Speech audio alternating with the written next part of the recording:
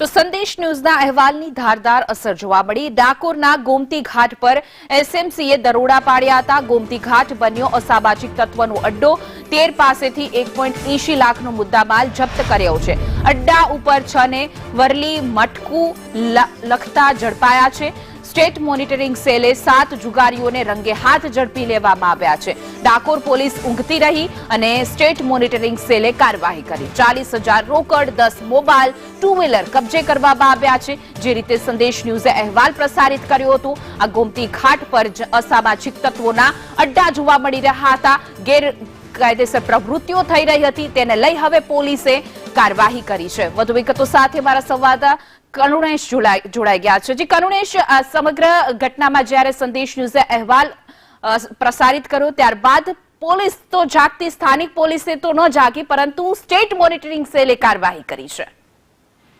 જી હિના, તો વધુ એકવાર આ સંદેશ ન્યૂઝના અહેવાલની અસર પડી છે, જે અંતર્ગત ગત 19 તારીખે 19 જાન્યુઆરીએ સંદેશ ન્યૂઝ પર અહેવાલ પ્રસારિત કરવામાં આવ્યો હતો અને ગોમતી ઘાટ પર જે રીતે અસામાજિક તત્વોનો અડ્ડો બની ગયો છે અને એમાં પણ ખાસ ગાંધીબાગ વિસ્તાર, ગોમતી ઘાટનો ગાંધીબાગ વિસ્તાર કે જ્યાં અસંખ્ય દારૂની બોટલ ગોમતી તળાવની અંદર નાખવામાં આવી છે। આ તમામ જે અહેવાલ છે તે પ્રદર્શિત કરવામાં આવ્યા હતા અને ગોમતી ઘાટ જે છે સમગ્ર ગોમતી ઘાટ એ અસામાજિક તત્વોનો અડ્ડો બની ગયો હોય તે પ્રકારના એક અહેવાલ પ્રદર્શિત કરવામાં આવ્યા હતા અને સાથે સાથે ઘણા લોકોના નિવેદન પણ લેવામાં આવ્યા હતા। તે લોકો દ્વારા પણ જણાવવામાં આવ્યું હતું સ્થાનિકો દ્વારા કે આ ગોમતી ઘાટ જે છે તે અસામાજિક તત્વોનો અડ્ડો બની ગયો હોવાથી સ્થાનિકોને ખૂબ જ હેરાનગતિ થઈ રહી છે।